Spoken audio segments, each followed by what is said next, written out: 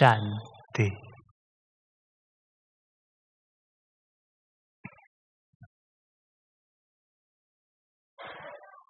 आप सभी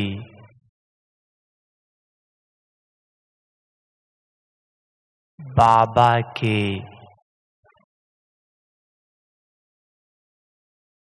बेफिकर बादशाह बच्चे हैं।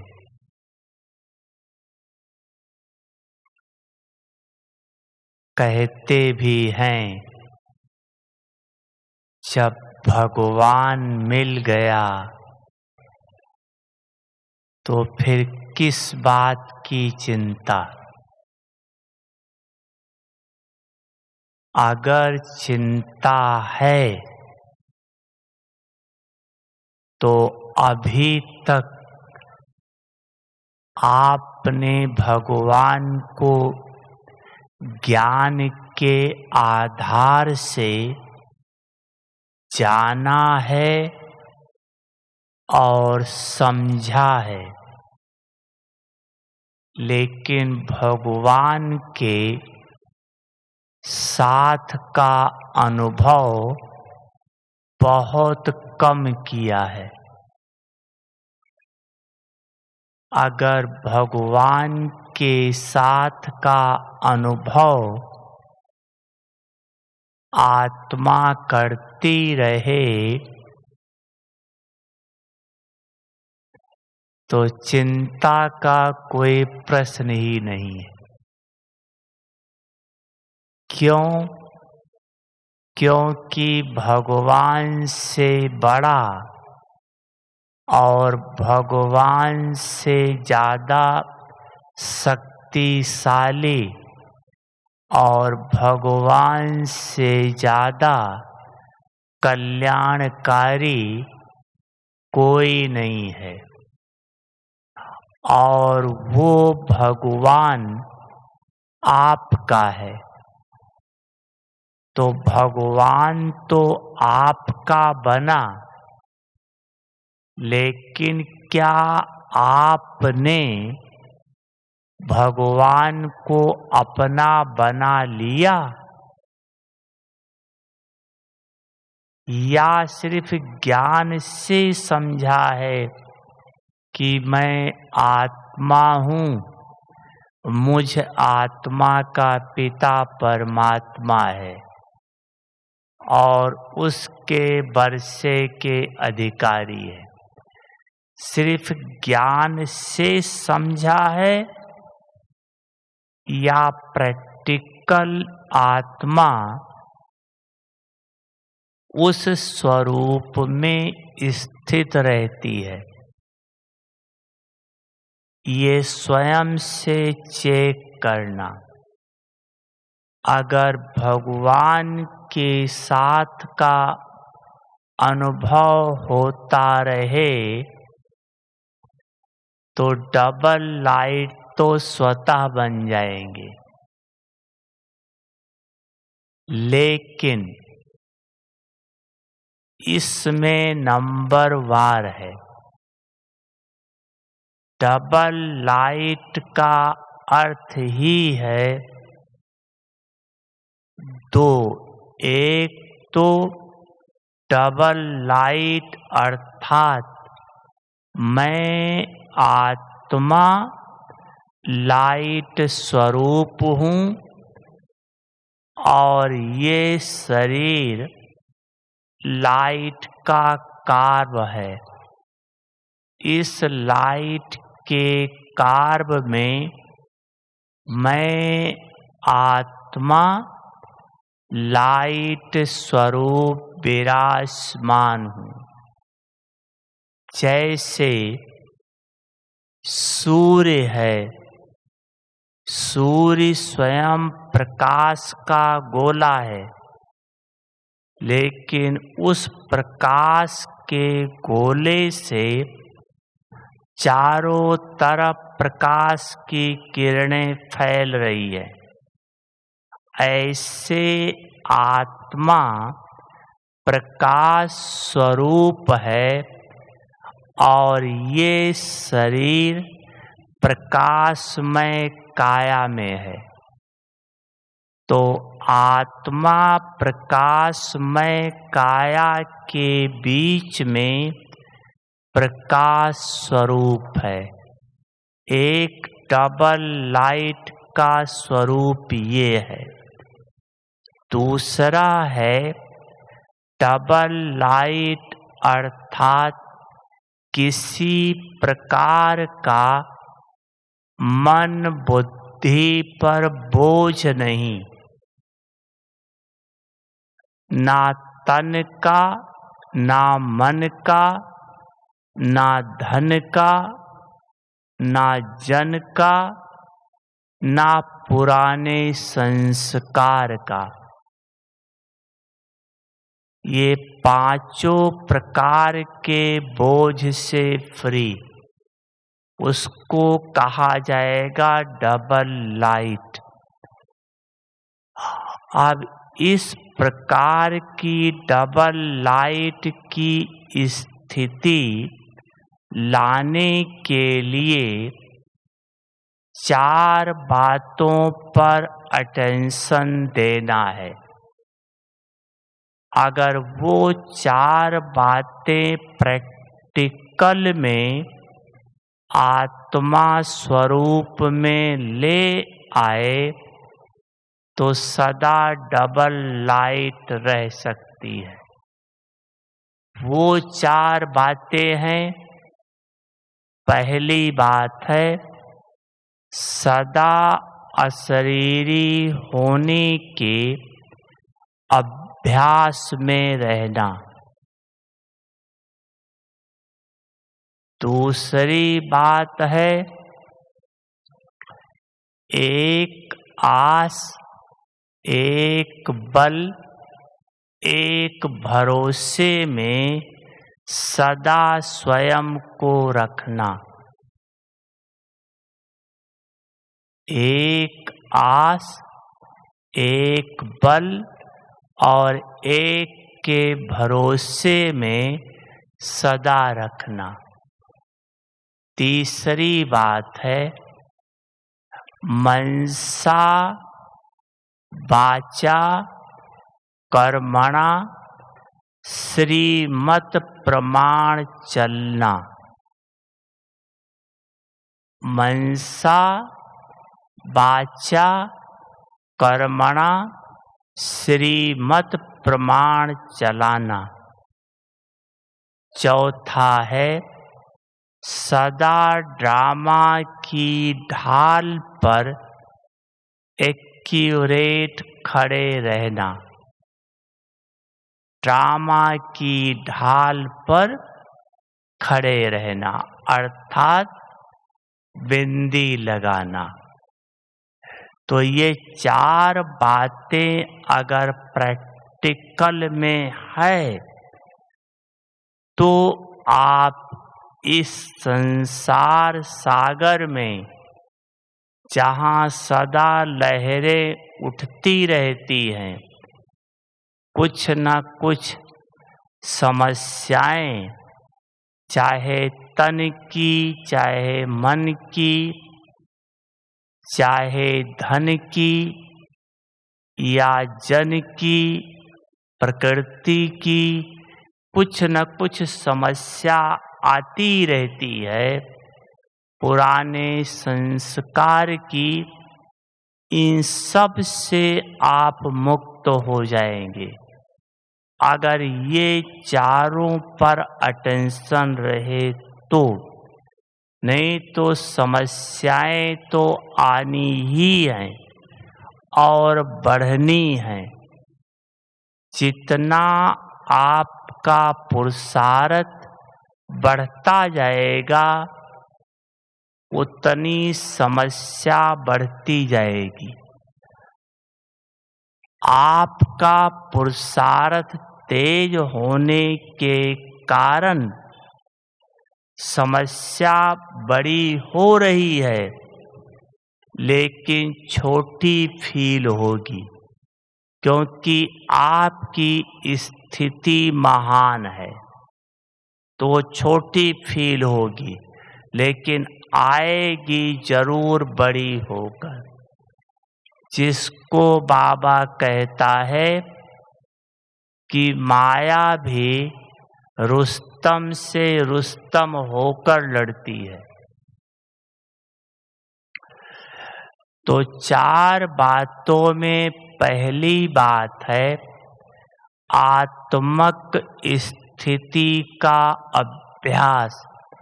अभी अव्यक्त बाबा की जो मुरली सुनी उसमें भी बाबा ने इस बात पर बहुत जोर दिया है कि आत्मक स्थिति का अभ्यास करते रहो। इतना अभ्यास बढ़ा लो कि मैं आत्मा अलग हूँ, ये शरीर अलग है। अलग की अनुभूति हो, इतना अभ्यास बढ़ाना है। इसके लिए आत्मा की जो 4 स्थितियां हैं, भिन्न भिन्न समय पर उन 4 स्थितियों को आप प्रयोग में लाओ। सिर्फ मैं आत्मा हूँ ये अभ्यास करने से स्वरूप में नहीं आ सकेंगे। क्यों? क्योंकि आप कर्म क्षेत्र पर हैं, आपको कर्म भी करना है। इसलिए आत्मा की जो 4 स्थितियां अलग अलग समय के लिए हैं, वो आप प्रयोग करो। पहला है आत्म अभिमानी, दूसरा है देही अभिमानी, तीसरा है विदेही और चौथा है अशरीरी। देही अभिमानी, आत्म अभिमानी, विदेही और अशरीरी, ये 4 शब्द आप बाबा के मुरली में सुनते होंगे। चारों में कुछ अंतर है या एक ही है? क्या समझते हैं पांडव? अंतर है या एक ही है? शक्तियां क्या समझते हैं? चारों एक ही है या अलग अलग है? देही अभिमानी, आत्म अभिमानी, विदेही और अशरीरी। अच्छा, चारों को क्लियर करते हैं। कब किस स्थिति में अभ्यास करना है? पहला है देही अभिमानी, अर्थात आत्मा जब कर्म कर रही है तो इस देह का आधार लेकर कर्म कर रही है।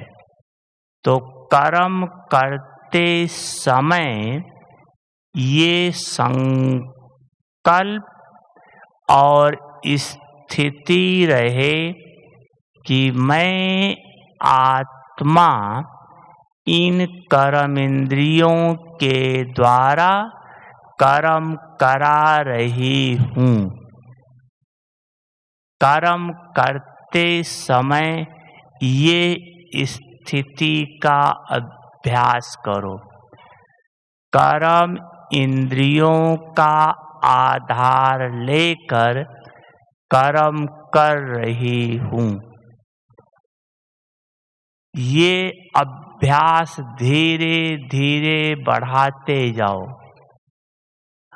और जब आपकी ये स्थिति संपूर्ण रूप से अभ्यास में आ जाएगी, तब आपकी स्थिति बन जाएगी कि मैं आत्मा इन कर्म इंद्रियों के द्वारा कर्म कर रही हूँ नहीं, इन इंद्रियों को आर्डर प्रमाण चला रही हूँ।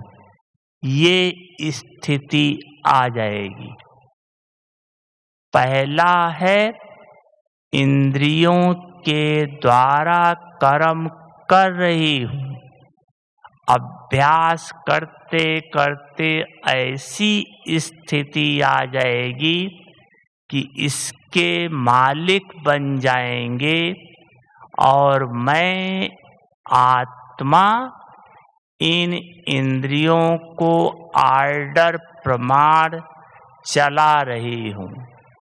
जैसे मान लो आप पानी पीने जा रहे हैं, तो पहला अभ्यास है मैं आत्मा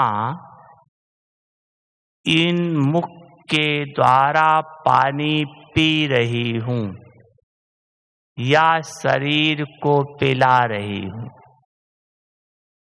लेकिन जब आपकी ये स्थिति परफेक्ट हो जाएगी, तब क्या स्थिति आएगी? आत्मा हाथ को ऑर्डर देगी, हे हाथ इनको पानी पिलाओ। ये बहुत हाईएस्ट स्थिति है। शुरू की स्थिति है जिसका यादगार है कमल का फूल। कमल का फूल सब जानते हैं, कीचड़े में रहता भी है परिवार के साथ, कुछ डूबा रहता है, कुछ ऊपर हो जाता है। तो उसकी निशानी है कमल का फूल। और जो परफेक्ट बन जाते हैं उसकी निशानी है गुलाब का फूल। गुलाब के फूल की 3 विशेषता है, वो और किसी फूल में नहीं है। कौन सी 3 विशेषता है जो और किसी फूल में नहीं है? खुशबू सब फूल देता है, कांटों के बीच में सब फूल रहता है, ये तो कॉमन बात है। लेकिन जो गुलाब के फूल की विशेषता है वो और किसी फूल में नहीं है। अच्छा, पहली विशेषता है, आपके देखा होगा जब गुलाब का फूल पूरा खिल जाता है तो जरा सा ऐसे हाथ करो तो सारी पंखड़ियां झड़ जाती है।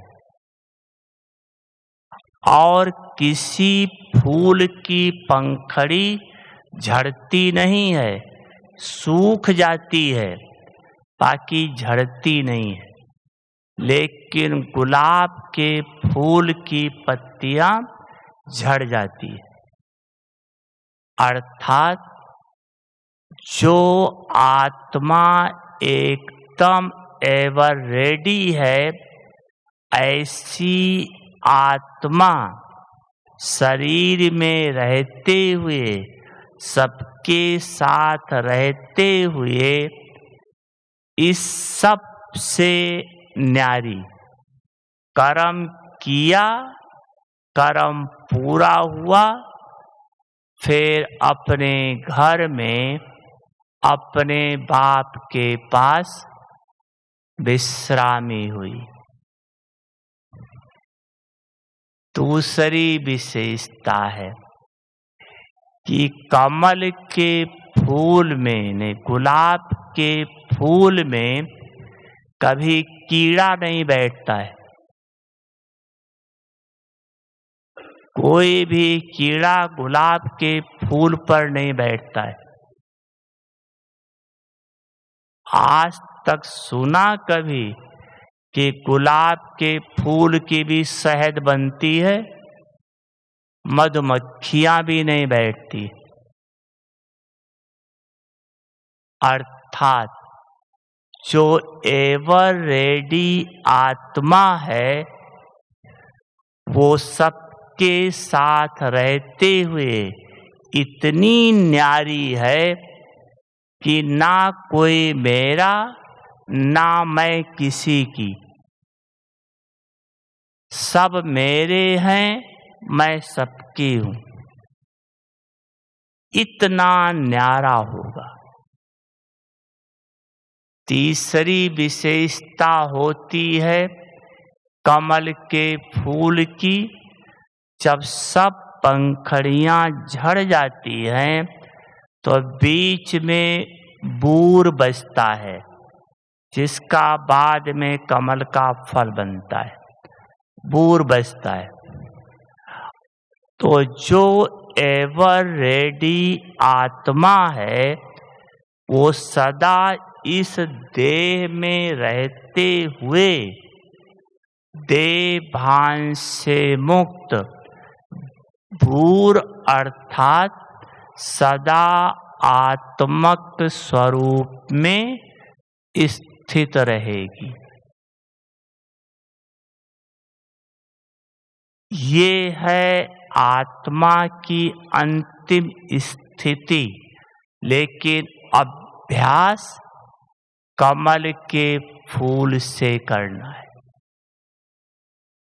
कमल का फूल परिवार में रहते हैं, समस्या आती है, हटाते हैं। लेकिन इसका एक बहुत अच्छा एग्जाम्पल दिया था।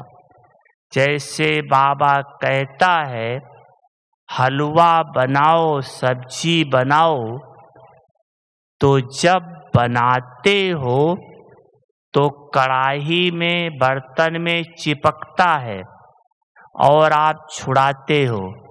चिपकता है, छुड़ाते हो, और जब पक गया तब अपने आप बर्तन को छोड़ देता है। ऐसे पलटो, तुरंत पलट जाएगा।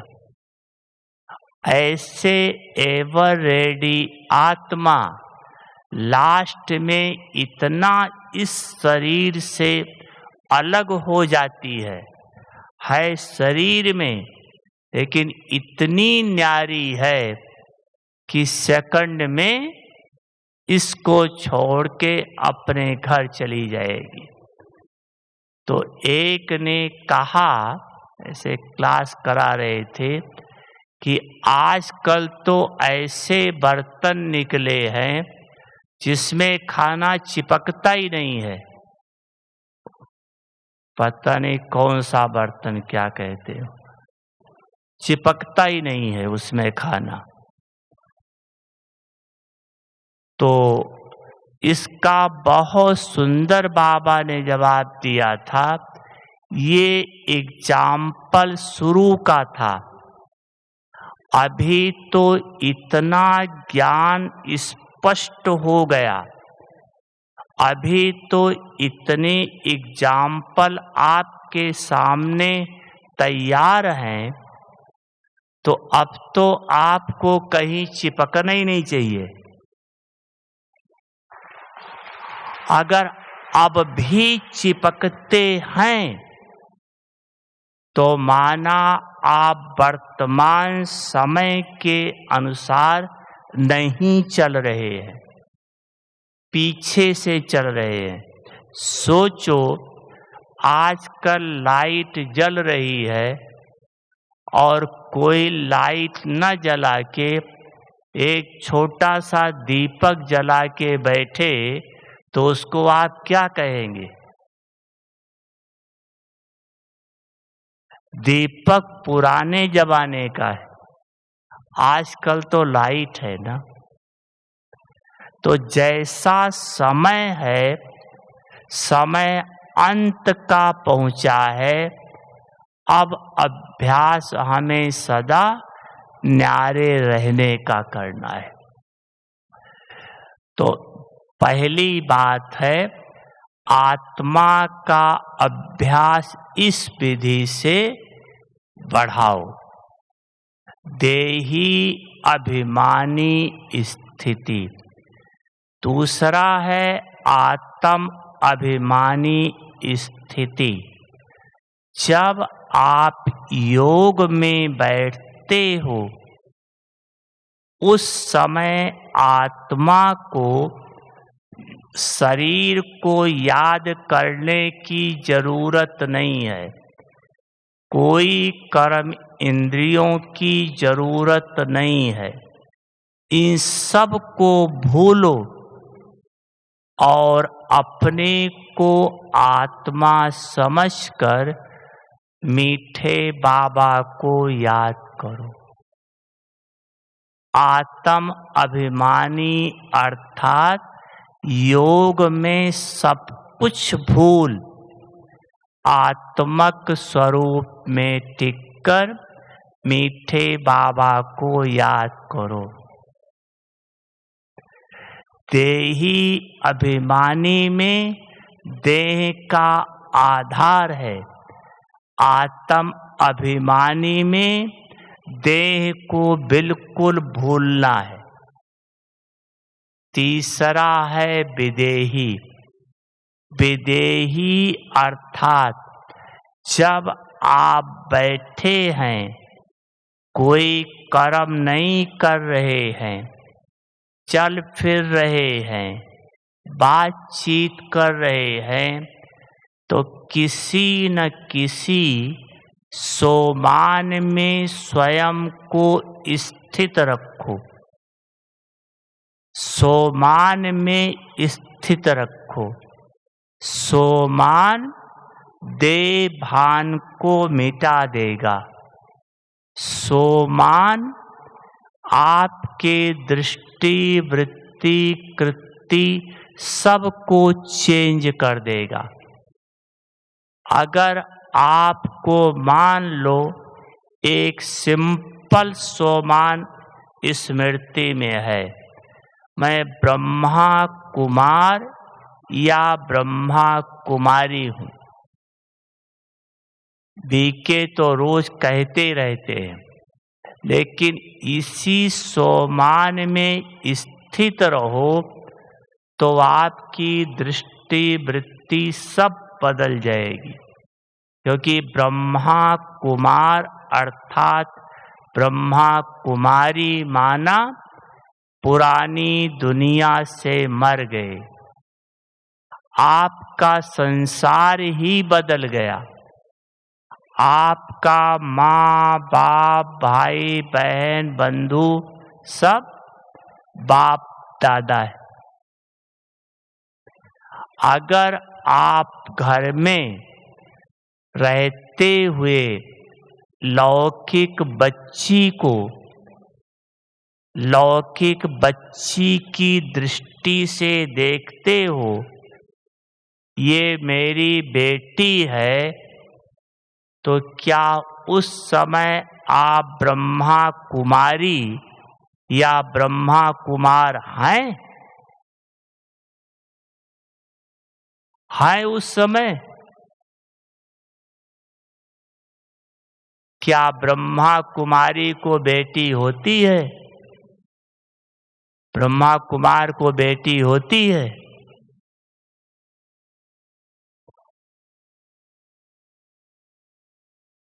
सोचो, अगर अभी तक हम ब्रह्मा कुमार ब्रह्मा कुमारी ही नहीं बने हैं तो फरिश्ता और देवता तो बड़ी दूर की बात है।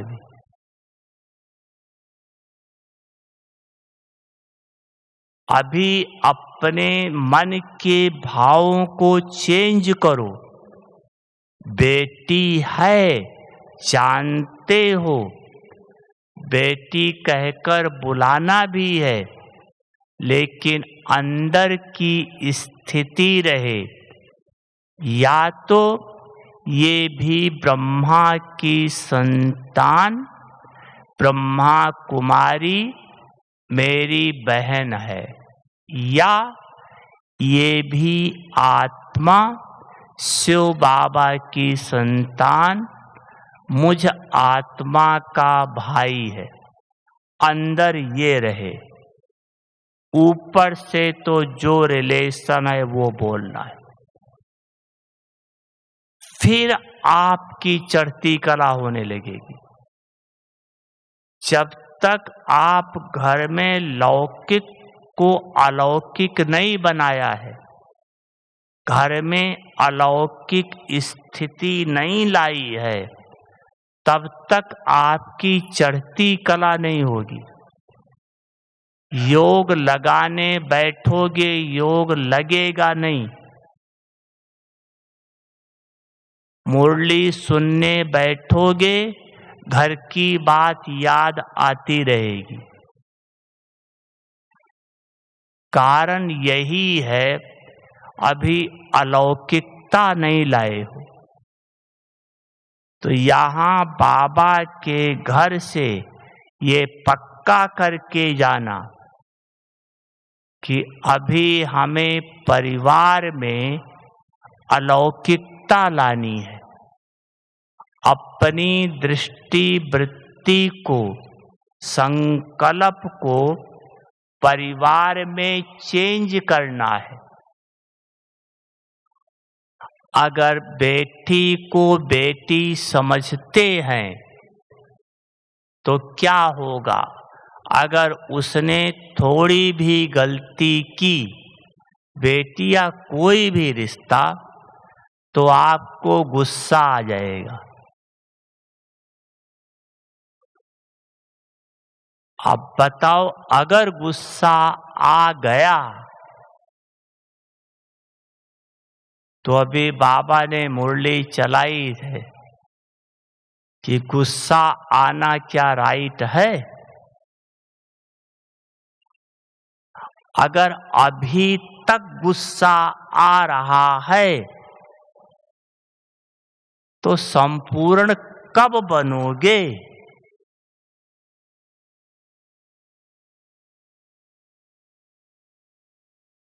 और कई तो गुस्सा आ जाता है तो थप्पड़ भी मार देते।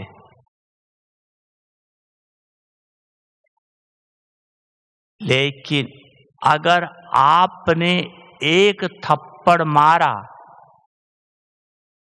चाहे छोटा ही बच्चा था, लक्ष्य आपका सुधार का है, लेकिन एक थप्पड़ मारने का रिजल्ट क्या हुआ? 3 नुकसान किया आपने। एक तो एक थप्पड़ मारा तो आपको भी थप्पड़ खाना पड़ेगा, ये निश्चित है। कर्म का फल अटूट है। दूसरी बात, आपने थप्पड़ मारा और बच्चे को सिखा दिया थप्पड़ कैसे मारा जाता है। बच्चे को बिगाड़ दिया, क्रोध करना सिखा दिया। उस छोटे से बच्चे को क्या पता थप्पड़ मारना क्या होता है? तीसरी बात, अगर आपने थप्पड़ मारा तो श्रीमत की अवज्ञा की,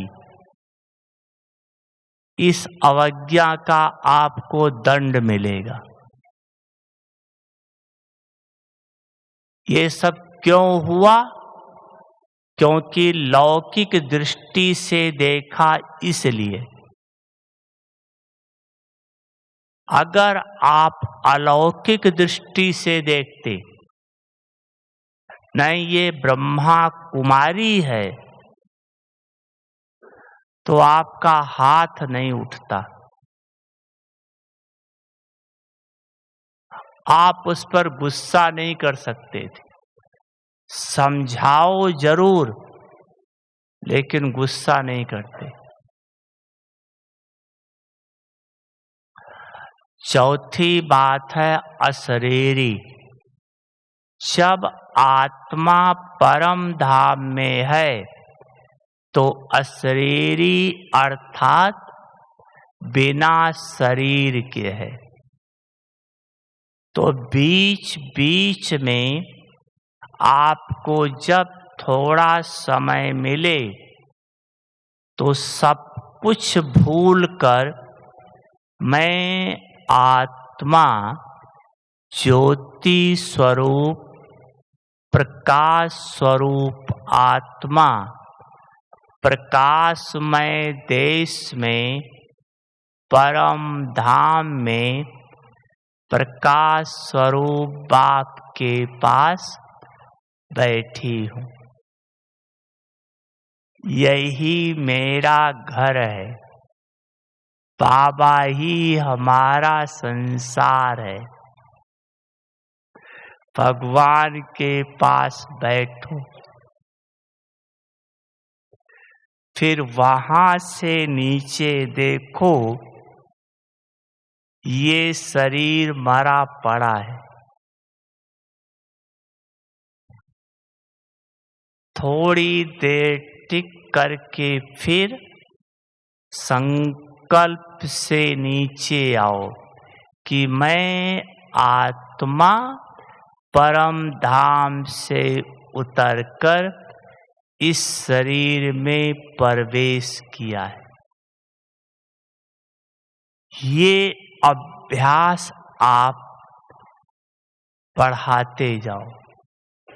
इस अभ्यास से क्या होगा? एक तो अभी बाबा ने अव्यक्त बाबा ने मुरली में बताया कि बहुत भयानक परिस्थिति आने वाली है, उसमें ये अभ्यास बहुत मदद देगा। इस अभ्यास से आपकी बुद्धि की लाइन क्लीन और क्लियर रहेगी। इसलिए बाबा का डायरेक्शन आपको मिलता जाएगा। दूसरी बात, इस अभ्यास से शरीर से न्यारे होने के कारण आपके द्वारा भक्तों को अनेकों को साक्षात्कार होगा।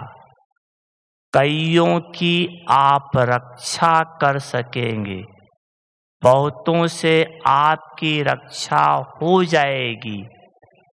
इसलिए ये अभ्यास बहुत जरूरी है। और अंत में परम धाम में बैठे बैठे बाबा के पास बैठे बैठे बैठे शरीर यहीं रह जाएगा। आप बाबा के पास वतन में बैठ जाएंगे। जैसे कई बाबा सन्यासियों का उदाहरण देता है, ऐसे आप हो जाएंगे। तो एक अशरीरी होने का अभ्यास। दूसरा है श्रीमत पर मनसा वाचा कर्मणा तीनों श्रीमत प्रमाण चलाओ। आपको श्रीमत नहीं याद रहती, लेकिन श्रीमत प्रमाण चले उसकी विधि है कि जो भी संकल्प करो तुरंत चेक करो कि ये संकल्प क्या बाबा को पसंद है, भगवान को पसंद है। ऑटोमेटिक श्रीमत प्रमाण आ जाएंगे। जो बोलो चेक करो ये बोल बाबा को पसंद है। जो कर्म करो चेक करो भगवान के पसंद है। कौन सा संकल्प बोल कर्म भगवान को पसंद है। भगवान को वही संकल्प पसंद है जिस संकल्प में बाबा की याद या शुभ भावना शुभ कामना सर्व के प्रति हो, विश्व कल्याण की कामना हो। वो संकल्प बाबा को पसंद है। बोल वो पसंद है जिस बोल से अन्य आत्माओं की चढ़ती कला हो। ऐसे बोल ना हो जो किसी की गिरती कला हो जाए, डिस्टर्ब हो जाए, नहीं, चढ़ती कला हो। कर्म ऐसे हों जो आपका हर कर्म चरित्र बन जाए।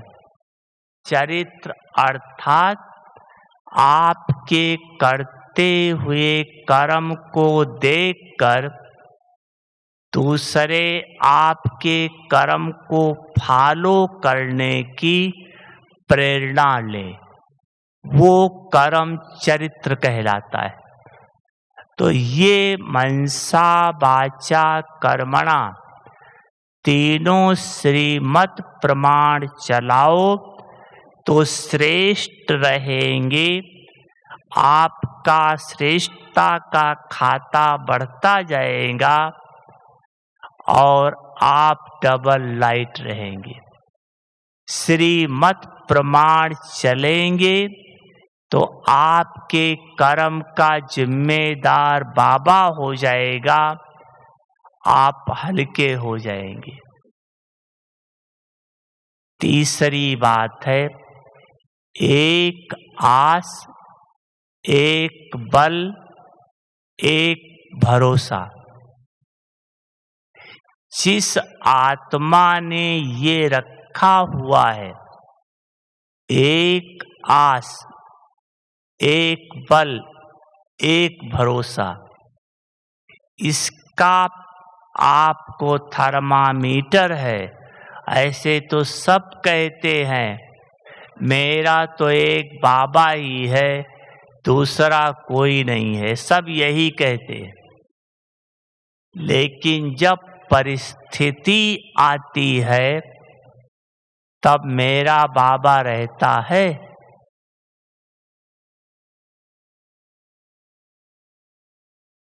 आपकी चेकिंग है परिस्थिति के समय। परिस्थिति के समय तो डॉक्टर याद आता है, लौकिक परिवार वाले याद आते हैं, या कोई मदद करने वाला है वो याद आता है, थोड़ा बहुत बाबा भी याद आता है। ऐसे में बाबा की मदद नहीं मिलती। अज्ञान काल में भी कहते हैं जिसका कोई नहीं है उसका भगवान है। अज्ञान काल में भी कहते, जिसका कोई नहीं उसका भगवान।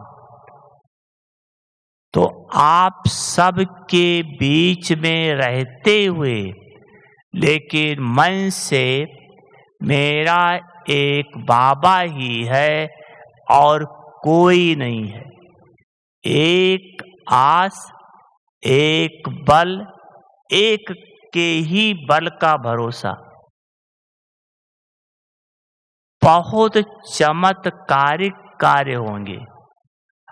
हम अपने गांव की बात बताता, एक माता थी, बहुत गरीब थी, लेकिन उसको कैंसर हो गया, ब्लड कैंसर।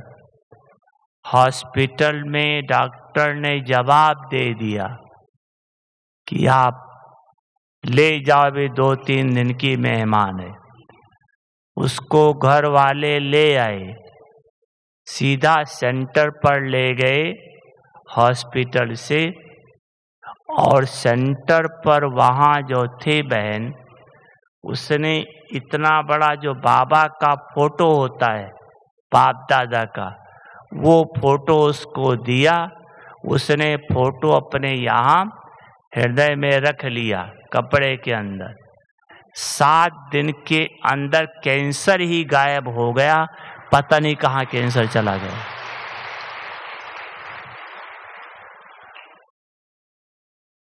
तो ये जब एक पर विश्वास कर लो, जिसको डॉक्टर जवाब दे दिया, बाबा ने ठीक कर दिया। ऐसे कई सबके साथ अनुभव होगा, कई उदाहरण हैं।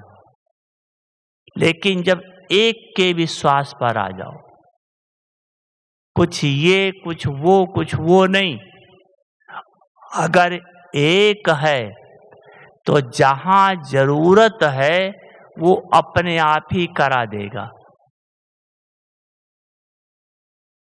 तीसरी लास्ट है, चौथा ड्रामा। ड्रामा पर अडिग रहो। ड्रामा सब करते हैं, लेकिन कौन ऐसा है जो ड्रामा पर 100% खड़ा रह सकता है? कुछ भी हो जाए, लेकिन मन में संकल्प नहीं चले।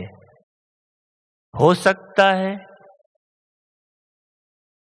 सकता है सोचो, आप जा रहे थे अभी और आपका टिकट गायब हो जाए, क्या करोगे? संकल्प चलेगा या नहीं चलेगा?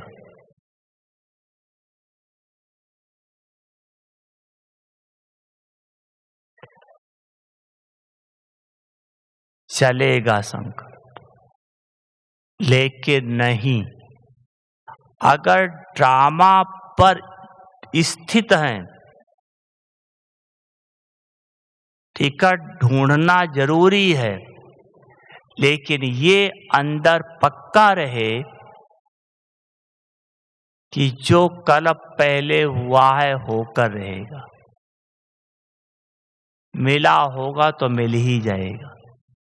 कर्म करना, ढूंढना जरूर है, लेकिन अंदर इतनी भी हलचल ना आए, क्योंकि ड्रामा तभी लग सकता है जब ड्रामा को 3 रूप से एक साथ देखो। ड्रामा न्यायकारी है, ड्रामा कल्याणकारी है, और ड्रामा एक्यूरेट है। न्यायकारी, कल्याणकारी और एक्यूरेट, अगर ये 3 रूप से ड्रामा को देखेंगे तो आपका ड्रामा लग जाएगा। जैसे कैसी भी परिस्थिति हो, पहली बात न्यायकारी है। ड्रामा कभी भी अन्याय नहीं करता है, पक्षपात नहीं करता है, जिस कर्म का जैसा फल है वो उसे अवश्य मिलता है। हमसे आपसे कोई छिपा ले, ड्रामा से नहीं छिपेगा। न्यायकारी है, ना छोटा देखता है ना बड़ा देखता है। कर्म का फल अटूट है, मिलता ही है, एक्यूरेट मिलता है। तो पहली बात, जब आपके साथ कुछ भी घट रहा है, अच्छा या बुरा, तो एक ड्रामा में पहले ये संकल्प लाओ कि ड्रामा न्यायकारी है। आपके अंदर हलचल क्यों आती है? किसी और के ऊपर दोष देते हो, उसके कारण ये हुआ है, उसके कारण ये हुआ है, तो मन में हलचल आती है। किसके कारण नहीं हुआ है, लेकिन हमारे कर्म का फल है। मान लो हमारा टिकट गायब हो गया था, हो सकता है हमने किसी जन्म में कहीं भी उसका पैसा, गवर्नमेंट का कहो किसी का कहो, पैसा हमने लिया हुआ था, वो हमें देना ही पड़ेगा, हमें दूसरा टिकट लेना ही पड़ेगा। न्यायकारी है, ड्रामा न्याय करता है। यह नहीं आप बीके बन गए तो पक्षपात कर देगा, आपका पक्ष ले लेगा, नहीं, न्यायकारी। दूसरी बात, ड्रामा कल्याणकारी है।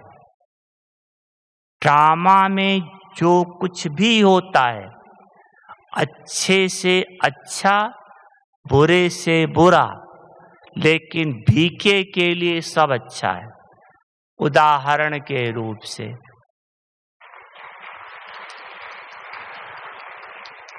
अभी कोरोना काल आया,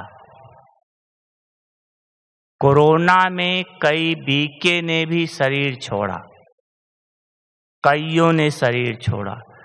दुनिया वालों का तो अपना हिसाब किताब है, उनकी बात अलग। बाबा के बच्चों ने, कईयों ने शरीर छोड़ा। प्रश्न उठता था कि बाबा के बच्चे कोरोना से क्यों शरीर छोड़ गए? इसका कारण था, जिन बच्चों का कोरोना से शरीर छूटा है, बड़ी गहरी बात है, वो बाबा त्रिकालदर्शी है। आप हम सबके तीनों कालों को जानता है। जिस आत्मा के इस शरीर से अभी आगे सेवा लेने लायक शरीर तैयार हो सकता है, वो तो कोरोना से ठीक हो गए, क्योंकि आगे सेवा बाबा को लेनी है। और जिसका शरीर कोरोना के बाद ये इतनी सेवा नहीं कर सकता था जैसा बाबा चाहता था, तो उसको आगे का शरीर दे करके उससे और अच्छी सेवा ले रहा है, इसलिए उनका शरीर छूटा है। और कई तो कोरोना काल में, कईयों को कोरोना तो वरदान बन गया। एक महाराष्ट्र की टीचर बहन थी, हमसे मिलने आई, पहले भी मिलती थी, तो उसको आँख बहुत कमजोर थी। धीरे धीरे उसने 2-3 ऑपरेशन भी कराया, लेकिन रोशनी कम होती गई, कम होती गई। धीरे धीरे ऐसा समय आया कि रोशनी बिल्कुल चली गई, मतलब अंधी हो गई। टीचर थी, और उसी बीच में उसे कोरोना हो गया। अब कोरोना हो गया तो उसको तो हॉस्पिटल ले ही जाएंगे, क्योंकि कोरोना को तो छोड़ नहीं सकते हैं। उसको हॉस्पिटल ले गए और कोरोना में मेन चीज कोरोना की ही दवाई देते हैं, दूसरी बीमारी की तरफ उतना अटेंशन नहीं जाता है। इसीलिए जिसका दूसरा पार्ट कमजोर होता है, कोरोना की दवाई बड़ी स्ट्रांग होती है, वो पार्ट सहन नहीं कर पाता और शरीर छूट जाता है। इस बहन के साथ क्या हुआ कि कोरोना की दवाई दिया, अब पता नहीं उस दवाई में कौन सी दवाई कैसे काम किया कि उसकी आंख की रोशनी वापस आ गई और इतनी वापस आई कि चश्मा तक हट गया, 100% ठीक हो गई। तो हर एक कल्याणकारी है, लेकिन अपने अपने कर्म साथ में चलते हैं। लेकिन जो बच्चा एक आस, एक बल, एक भरोसे पर चलता है, उसको बाबा की इतनी मदद मिल जाती है कि उसका हर एक बात में कल्याण ही कल्याण होता है। इसलिए ये चारों बातें पक्की रखो। अशरीरी होने का अभ्यास, श्रीमत पर चलना है, एक आस, एक बल, एक भरोसा। और ड्रामा न्यायकारी है, कल्याणकारी है और एक्यूरेट है। जिस समय जिस कर्म का जो फल मिलना है, उसी समय वो अवश्य मिलेगा, कोई रोक नहीं सकता है। तो इन 3 बातों के साथ एक साथ ड्रामा को लगा के देखो तो ड्रामा आपका लग जाएगा और आपकी डबल लाइट स्थिति बन जाएगी। ठीक है? अच्छा, ओम शांति।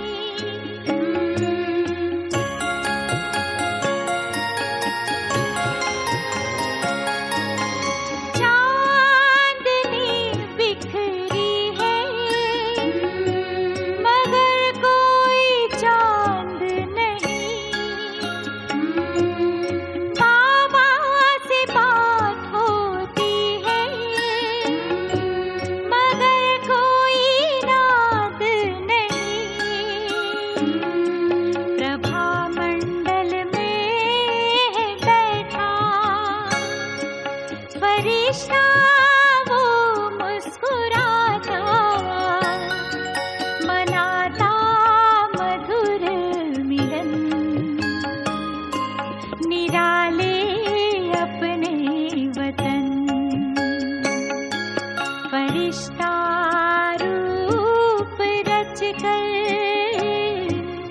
देह का भान तज कर चले हैं पार गगन, निराले अपने वतन, निराले अपने वतन। फरिश्ता रूप रच कर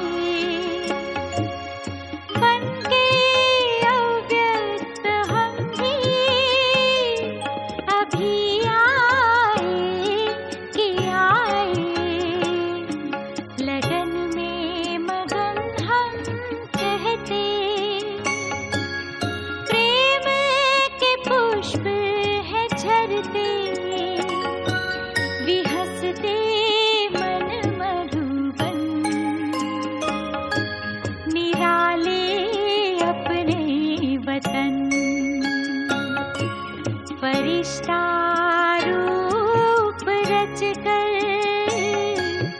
देह का भान तज कर चले हैं पार गगन,